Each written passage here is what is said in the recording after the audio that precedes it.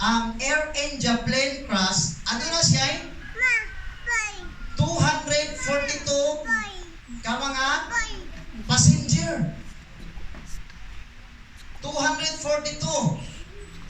But, subok kayo pamalandungon, kay usa lang ang nakasurvive.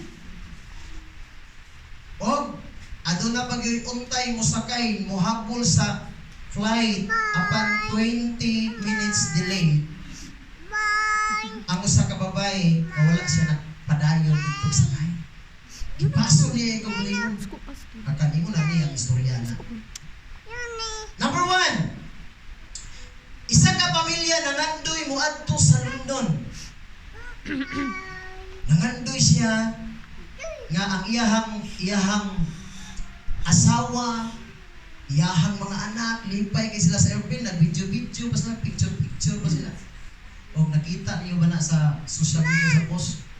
Nabasa ba na ninyo? Selfie, lipay kayong lalaki, kay simple lalaki, kortahan, doktor. Picture sila, yung asawa, lambing sila, yung mga anak nato, lipay kay sila. Ang ilahang gipangandoy, nga muadto sila London aron sa pag-invest og dagko nga negosyo.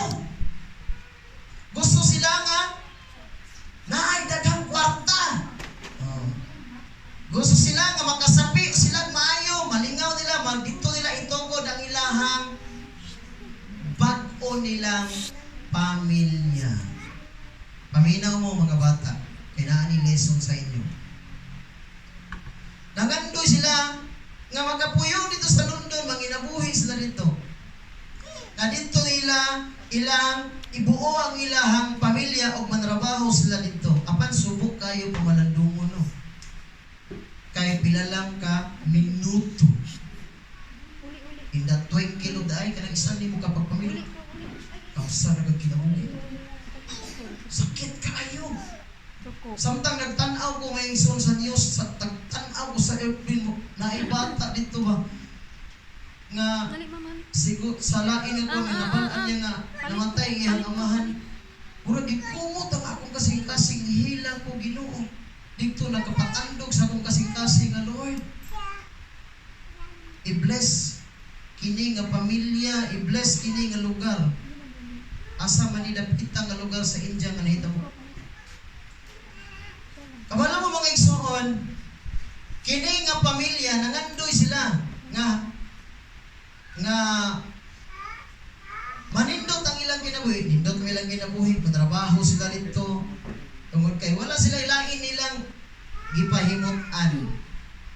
Ang ilaha ra gyud kaugalingon. Pero ang verse sa Bible sa Santiago nag-ingon. Basa Santiago. Hallelujah. Usay gingon dinhi. Santiago, asa man ni Santiago? Dire. Santiago chapter 4 verse 13. Okay, sunod lang muna ako. Ako lang ibasa. 13.